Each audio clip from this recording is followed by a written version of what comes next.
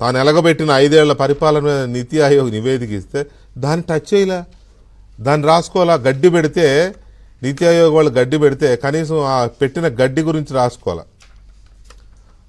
నీతి ఆయోగ్ వాళ్ళు అవతల వాళ్ళు రాస్తారని అది తీసేసి ఇది రాశారు. గ్రాఫిక్స్ కబుర్లు గాలి లెక్కలని, ఎంతసేపు గ్రాఫిక్స్ గ్రాఫిక్స్ గ్రాఫిక్స్. ఇప్పుడు అమరావతిలో ఉన్న బిల్డింగ్లని గ్రాఫిక్సేనా? ఇప్పుడు కూడా బుద్ధి రాలేదు, ఇంకా మారరా? జనం బుద్ధి గడ్డి కాదు ఇంకేదో పెట్టారు జనం మీకు మొన్న ఎలక్షన్లో. అయినా మీరు మార్పు లేదు. ఇందాక నేను చెప్పినట్టుగా రాళ్లతో కొట్టి తరమడమే. ఏం రాస్తారు చంద్రబాబు నాయుడు ప్రెస్ మీట్ మీద అంటే, ఇందు మూలముగా 5.5 కోట్ల మందికి తెలియజేయనిది ఏమనగా సూపర్ 6 ఇవ్వలేం. ప్రజలందరికీ విజ్ఞప్తి చేస్తున్నా, అందరూ అర్థం చేసుకోండి. నీతి ఆయోగ్ పై నివేదికపై ప్రజెంటేషన్లో సీఎం చంద్రబాబు వ్యాఖ్యలు. నీతి ఆయోగ్ మీద రాయలేదు, వీళ్ళు రాసుకోలేదు. నీతి ఆయోగ్ మీద చంద్రబాబు ప్రెస్ మీట్ని వక్రీకరించి ఇలా రాశారు. ఎలాగైనా బాబు చేస్తారని నమ్మి ఓట్లు వేశాం కదా అనే ఫీలింగ్లోకి జనం వెళ్తున్నారు. అందుకే వాస్తవాలను వెల్లడించి వారికి అవగాహన కల్పిస్తున్నా. ఆర్థిక వ్యవస్థను గాడిన పెట్టేందుకు 9 ఏళ్లు పడుతుందో 10 ఏళ్లు పడుతుందో, సంపద సృష్టించి వృద్ధి రేటు 15% పెరిగితేనే సూపర్ 6 హామీల అమలు.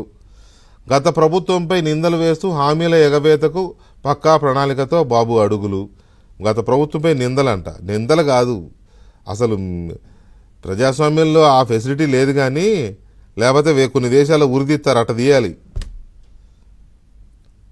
తల్లికి వందనంపై ఇక తర్జన భర్జన లేదు. 46 లక్షల మంది తల్లులకు షాక్ అంట. అన్నదాత సుఖీభావపై ఆలోచనే అనవసరం. 54 లక్షల మంది రైతన్నల్లో నిర్వేదం అంట.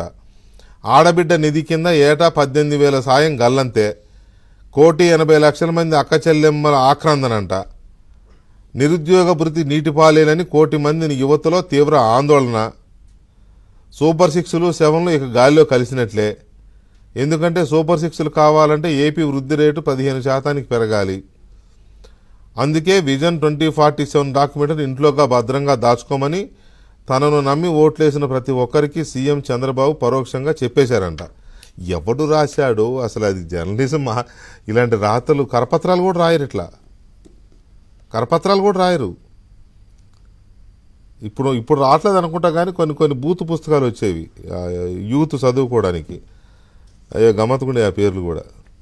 వయసులో ఉన్న వాళ్ళు కొనుక్కొని చదువుకుంటారు చిన్న చిన్న పుస్తకాలు. వాటిల్లో అన్ని సెక్స్ కథలు ఉంటాయి. వాళ్ళు చాలా బెటర్ వీడికంటే.